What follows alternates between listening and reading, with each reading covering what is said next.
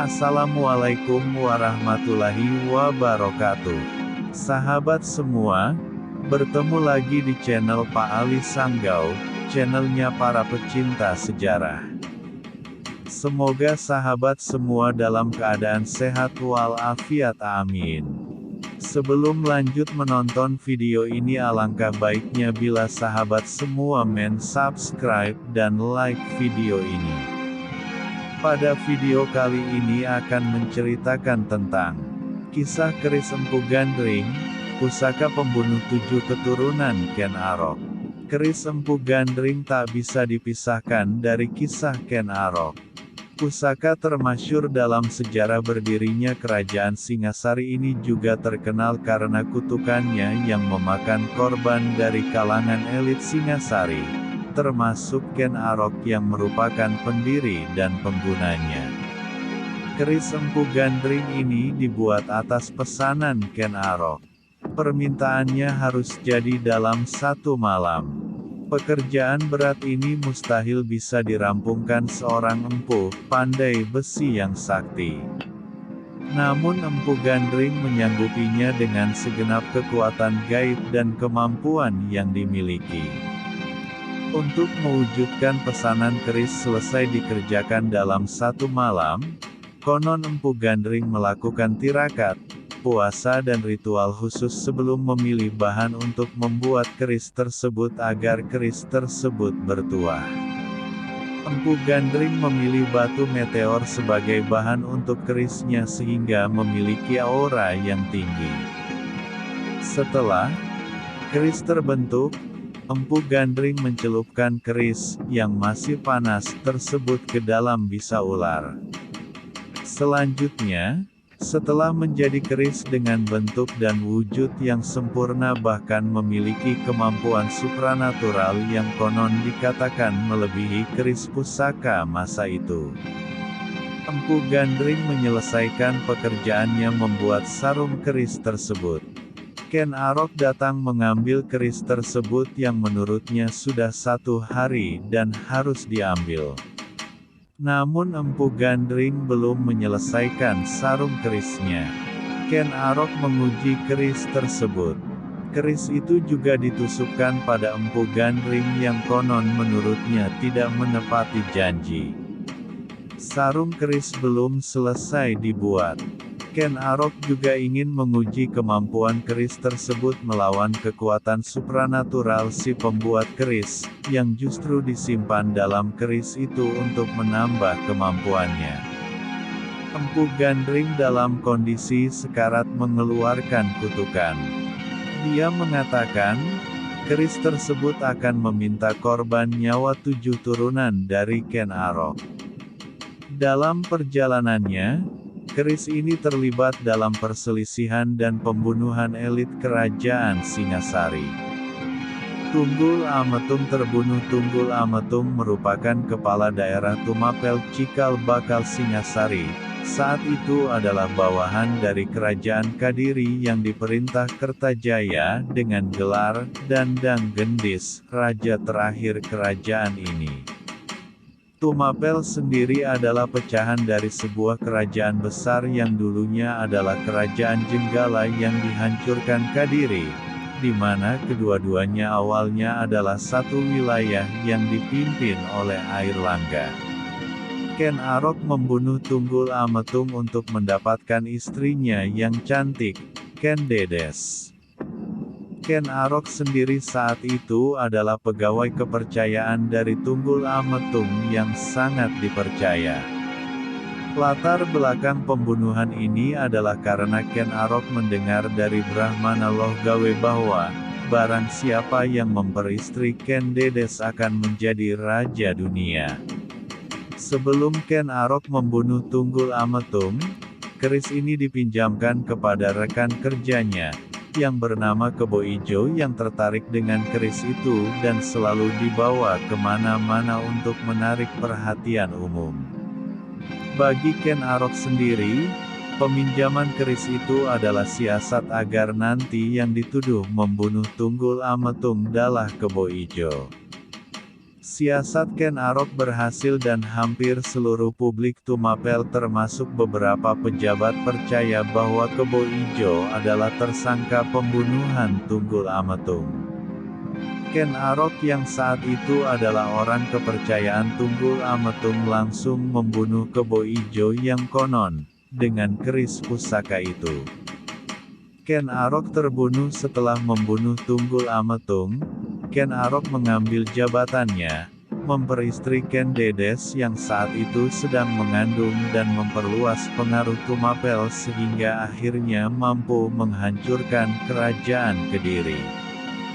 Ken Arok sendiri akhirnya mendirikan kerajaan Singhasari. Rupanya kasus pembunuhan ini tercium oleh Anusapati, anak Ken Dedes dengan Tunggul Ametung. Anusapati, yang diangkat anak oleh Ken Arok mengetahui semua kejadian itu dari ibunya, Ken Dedes dan bertekad untuk menuntut balas. Anusapati akhirnya merancang pembalasan pembunuhan itu dengan menyuruh seorang pendekar sakti kepercayaannya, Ki Pengalasan. Pada saat menyendiri di kamar pusaka kerajaan, Ken Arok mengamati pusaka kerajaan yang dimilikinya. Salah satu pusaka yang dimilikinya adalah keris tanpa sarung buatan Empu Gandring yang dikenal sebagai keris Empu Gandring. Melihat ceceran darah pada keris tersebut, ia merasa ketakutan terlebih-lebih terdengar suara gaib dari dalam keris tersebut yang meminta tumbal. Ia ingat kutukan Empu Gandring yang dibunuhnya, dan serta-merta membantingnya ke tanah sampai hancur berkeping-keping. Ia bermaksud memusnahkannya, namun ternyata keris tersebut melayang dan menghilang. Sementara Anusapati dan Ki Pengalasan merancang pembunuhan tersebut, tiba-tiba keris tersebut berada di tangan Anusapati. Anusapati menyerahkan keris kepada Ki Pengalasan yang menurut bahasa sekarang, bertugas sebagai eksekutor terhadap Ken Arok. Tugas itu dilaksanakannya, dan untuk menghilangkan jejak, Anusapati membunuh Ki Pengalasan dengan keris itu. Terbunuhnya Anusapati mengambil alih pemerintahan Ken Arok, tetapi tidak lama. Karena Tohjaya, putra Ken Arok dari Ken Umang akhirnya mengetahui kasus pembunuhan itu. Dan Tohjaya pun menuntut balas. Tohjaya mengadakan acara sabung ayam kerajaan yang sangat digemari Anusapati. Ketika Anusapati lengah, Tohjaya mengambil keris Empu Gandring dan langsung membunuhnya di tempat. Tohjaya membunuhnya berdasarkan hukuman di mana Anusapati diyakini membunuh Ken Arok. Setelah membunuh Anusapati, Tohjaya mengangkat dirinya sebagai raja menggantikan Anusapati. Tohjaya sendiri tidak lama memerintah. Muncul berbagai ketidakpuasan baik di kalangan rakyat dan bahkan kalangan elit istana yang merupakan keluarganya dan saudaranya sendiri, di antaranya Mahisa Campaka dan Diah Lembutal. Ketidakpuasan dan intrik istana ini akhirnya berkobar menjadi peperangan yang menyebabkan tewasnya Tohjaya. Setelah keadaan berhasil dikuasai, tahta kerajaan akhirnya dilanjutkan oleh Ranggawuni yang memerintah cukup lama dan dikatakan adalah masa damai kerajaan Singasari. Sejak terbunuhnya Tohjaya, keris Empu Gandring hilang tidak diketahui rimbanya. 7 turunan Ken Arok. Beberapa sumber spiritual menyebut, keris Empu Gandring ini sebenarnya tidak hilang. Dalam arti hilang musnah dan benar-benar tidak ketahuan keberadaannya. Di akhir hayatnya di ujung keris buatannya sendiri, Empu Gandring mengutuk Ken Arok, bahwa keris itu akan menelan korban 7 turunan dari Ken Arok. Dalam sejarah ataupun legenda ternyata ada 7 orang terbunuh oleh keris itu, yaitu Empu Gandring, pembuat keris Kebo Ijo, rekan Ken Arok Tunggul Ametung, penguasa Tumapel saat itu, Ken Arok pendiri kerajaan Singasari, Ki Pengalasan pengawal Anusapati yang membunuh Ken Arok, Anusapati, anak Ken Dedes yang memerintah Ki Pengalasan membunuh Ken Arok, dan Toh Jaya putra Ken Arok dari selirnya Ken Umang tidak terbunuh oleh keris ini. Satu lagi yang terakhir adalah Ken Dedes yang mati oleh keris itu. Dan kemudian keris itu diambil oleh Raja Jawa yang memiliki kesaktian luar biasa untuk memusnahkan keris itu dibuang ke kawah Gunung Kelut di Jawa Timur. Anusapati sepeninggal Ken Arok, Anusapati dinobatkan sebagai Raja Singasari. Namun dia selalu waspada.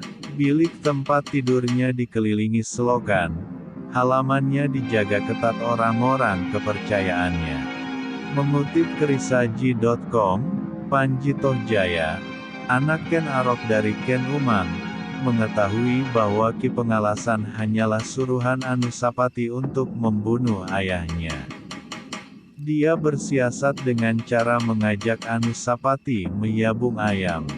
Tohjaya berhasil meminjam keris Empu Gandring dari Anusapati dan menukarnya dengan keris lain. Anusapati terlalu asyik menikmati sabung ayam. Tohjaya tak menyia-nyiakan kesempatan dan menancapkan keris Empu Gandring ke dada Anusapati. Seketika Anusapati tewas pada 1249. Versi berbeda ditulis Negara Kertagama yang menyebut Anusapati mati wajar. Tohjaya kemudian naik tahta. Tohjaya kendati bukan mati karena keris Empu Gandring, kematian Tohjaya patut dicatat sebagai rangkaian dari kisah ini. Tohjaya berkuasa dengan diselimuti ketakutan. Kecurigaan terutama ditunjukkan kepada Ranggawuni, anak Anusapati. Ranggawuni memendam dendam atas kematian ayahnya. Bersekutu dengan Mahisa Campaka, anak Mahisa Wungateleng yang tak terima tahta kerajaan Kediri diambil Tohjaya, Ranggawuni melakukan pemberontakan. Mereka menyerang istana. Tohjaya melarikan diri. Namun karena luka-luka dalam pertempuran, dalam pelarian itu Tohjaya meninggal dunia. Ranggawuni menaiki tahta kerajaan Singasari dengan gelar Sri Jaya Wisnuwardana. Mahisa Cempaka turut pula memerintah dengan gelar Narasimhamurti. Mereka mengadakan pemerintahan bersama dengan menyatukan kerajaan Singasari dan Kediri. Negara Kertagama mengibaratkan Wisnu dan Indra. Kutukan keris Empu Gandring pun lenyap. Suksesi berdarah antara keturunan Ken Arok dan Tunggul Ametung pun berakhir. Terima kasih sudah menonton video ini. Semoga video ini bermanfaat dan menambah wawasan sahabat semua. Sampai jumpa di video selanjutnya. Assalamualaikum warahmatullahi wabarakatuh.